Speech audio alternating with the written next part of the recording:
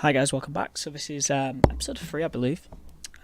This episode we're going to be trying to do the first tutorial dungeon. Basically, last episode I got a bit carried away and ended up doing every single quest on the island apart from this one. This is the last quest. The last quest is basically to defeat a monster. Now, we did gain a lot of levels and we did gain the starter set, which is the adventurer set. Now the adventure set gives you really good bonuses, especially for a starting level. As you can see, we get 47 in each start, and we also get some additional fixed damage. Now fixed damage basically means that if an enemy decides to minus some of our characteristics, the damage is still there. So yeah, it's pretty useful.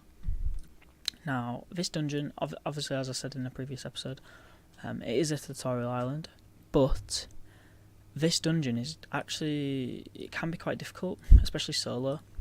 Now, we haven't got much health on 171, so we are relying on mostly our flying sword, believe it or not.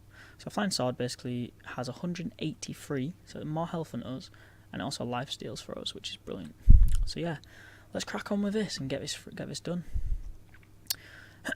So basically what we had to do is go through all the quests on the island, craft a few stuff, and we also get this brilliant bunch of keys. Now, there's a bunch of keys in our quest items, and it's basically a key for every single dungeon in the entire game. Pretty overpowered. Really useful. But yeah, let's get started. I haven't even got the sound on, I don't think. Let's pop the sound on. Can't play Dofus without the sound, unfortunately. You can, but it's just, you don't get the full admiration. Right, so we're going to focus on the sneak. Actually, I kind of want to do that challenge. Yeah, so our damage is stupidly high now, actually, so we might actually be able to solo this dungeon. As you can see, we're still using the absorption, so we're healing for half of what we hit, like so, and we have full health. So yeah, this is basically the primary objective of this character. We kind of want it to be sustainable, but self-sustainable, so we don't have to waste money on bread. Yeah,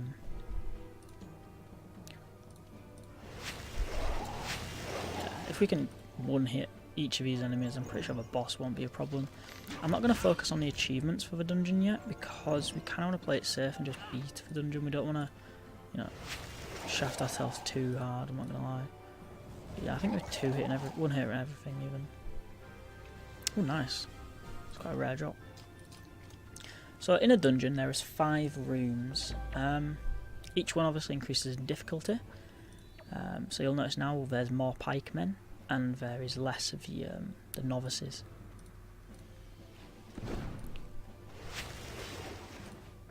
So I quickly haven't gone over the dynamics of what a Sacrier can do. So as you can see, there's a little number above my health, above my character, which is number 1 in green. Now that's because I'm using a spell which reduces my suffering, and reducing suffering is basically being able to take more damage. So as you can see, after 3 reduced suffering, my image will change, and I kind of like float in the air. Looks pretty cool. And if we click on my character, it shows you the status change. So times 80% damage sustained. Now what it means is we actually take 80% less damage. 20% less damage than we usually would. So it's really good for tanks.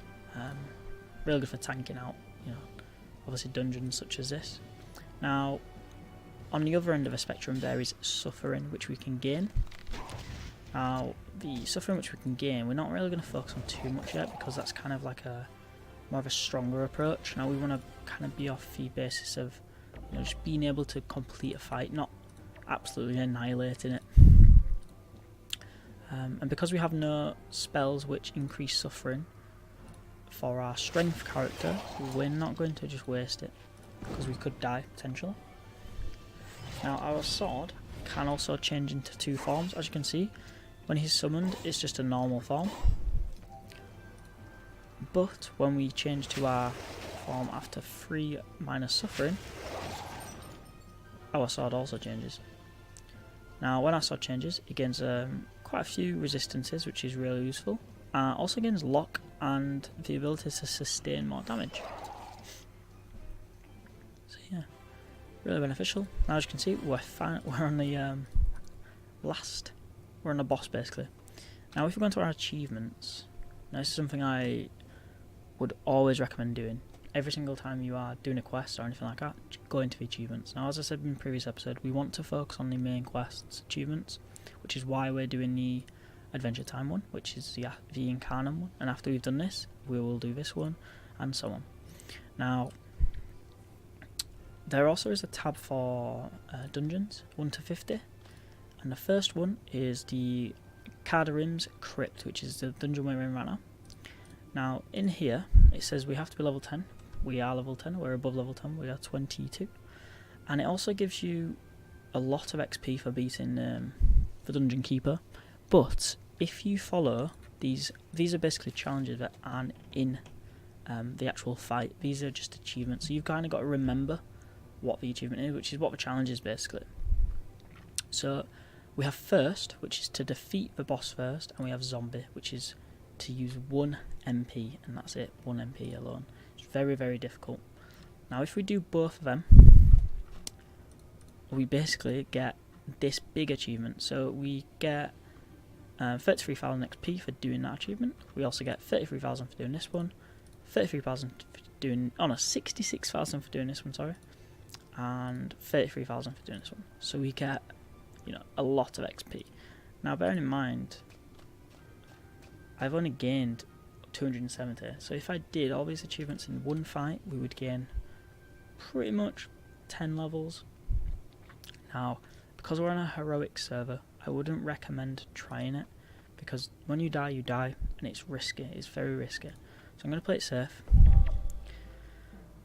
Playing it safe for me is quite hard to do, because I love trying to do a challenge. Now, as you can see, if I move 1 MP here, I'm not going to be able to attack him, and I'm going to waste my turn. So I'm going to start off quite far back. And what I'm going to do is, we've got Mystique. I'm going to try do the 1 MP challenge. But I'm going to summon a sword close to me and reduce my suffering straight away. Which is annoying because obviously I have to hit my own spell. So as you can see, this turn we're not going to get hit. Which is good. And we can also kill the summon. Now again, we're going to use 1 MP. And just see if we can do it. And if we can't do it, it's not a big problem. At least we've done the dungeon. So here's the boss. Now, what's annoying is we could have actually done both, I'm pretty sure. Because, yeah, the boss is dead next turn. But my sword is going to kill this scout. Yeah, so we would have actually done all 3 achievements. Which is, obviously quite annoying, but it is what it is. I mean, it's better to be safe than sorry, especially on this server. I don't want to be dying straight away. But what you might be able to do, Nomad. So what I'm going to do is, I'm not going to hit it because I could crit. So what I'm going to do is assault, and then move 1 MP, and my sword should hit it. Perfect. Nice one. So you should level up. Yep, 23, so we've got 1 level from that. And we also got all these achievements. Now, if we did the first achievement, we would have had greater XP. But, you've got to be happy with what you've got. And as you can see, we got a fair few levels. So now we've got to keep finishing this dungeon, this quest, sorry.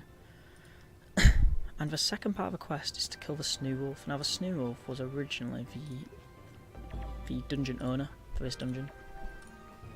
And then Ankama actually took out the Snoo Wolf dungeon and made it into this skeleton dungeon. So it's quite cool, it's quite reminiscent. It was the Dungeon Keeper for about 10 years or so it's quite nice to see. So the last bit of the quest is to basically just defeat the Snoo Wolf. Yeah, we should get a bunch of XP from it.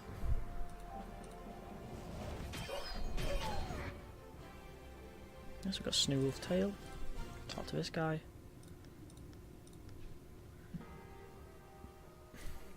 that's the first dungeon on the account complete. Now, if we go into our achievement by pressing U as a shortcut, you see we've got 2%, but we didn't manage to do first. It's not a big problem. Just obviously we need to come back and finish this. The trophies are the big achievements. If we go down to the bottom, we can see after finishing all the achievements, we get a nice little ornament and we get a bunch of XP and some karmas. So it is very beneficial doing. I honestly 100%. If you're starting off with a new character, you know, if you can get a few friends, obviously just start dungeoneering. It's really fun. I'm not too much of a PvPer anymore, unfortunately. It does cost a lot of money. It's a lot of just AFKing basically. You just sat around waiting for someone to fight you. It's not fun. And the PvM style of this game offers so much more, and I think a lot of people do miss out on that. You know, it's quite an overseen game because it's kind of, the cinematics are quite childish and it can be quite it's 2D. Who wants to play a 2D game? But when you fully delve into it, you kind of appreciate it. I don't know. Anyway, so we're going to finish this quest off. And this is the last quest in the achievement, which is Destination Astrub.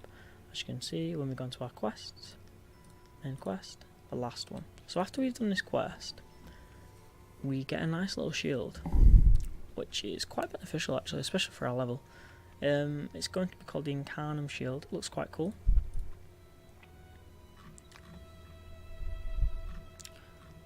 But yeah, we're going to be leaving with 3,000 karmas, which is a nice starting karmas.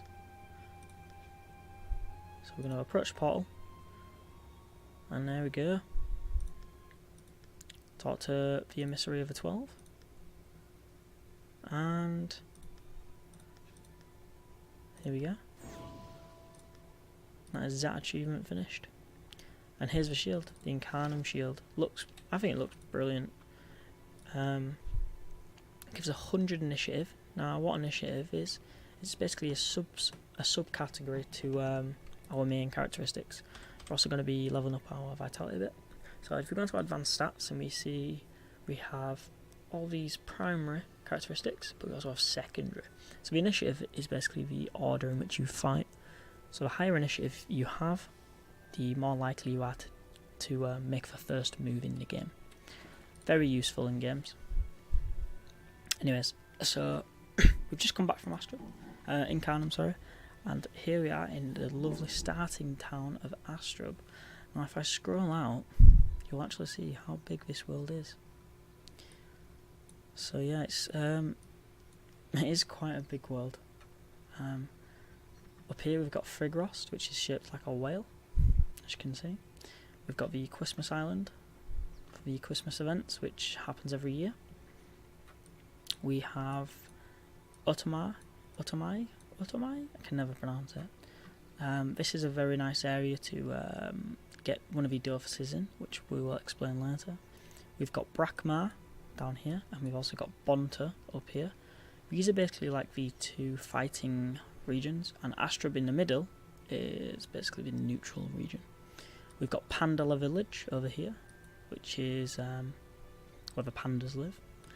We've got one of the new areas up here, which is Oimi, which is where the Uginaks are. They formed here, and the really hard dungeon, the Cursed Pyramid. Down here we have Sofakaya, something like that. It's basically like a sea village.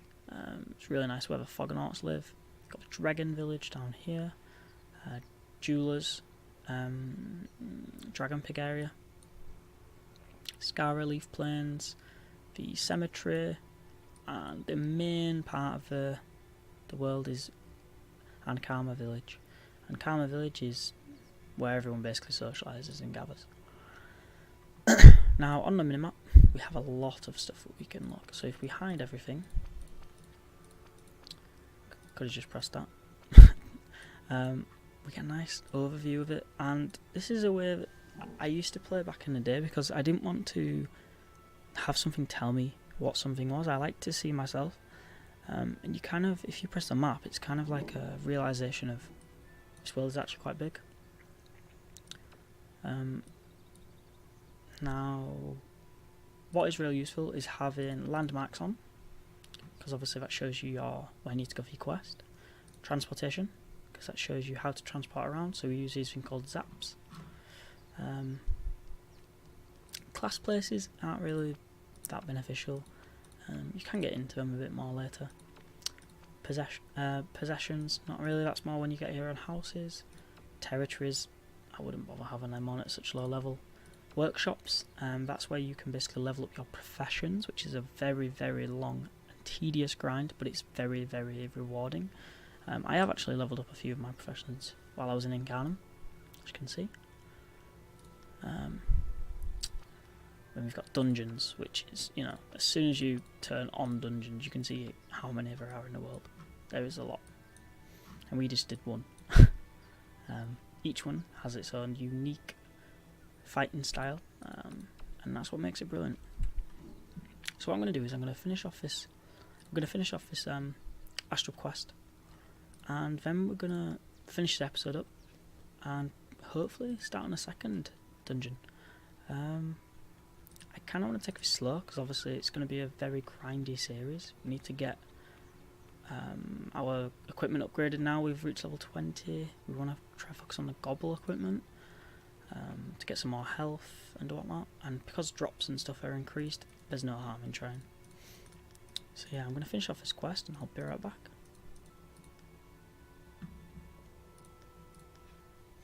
And there we go guys, just finished that quest off. Took a fair few minutes, not gonna lie.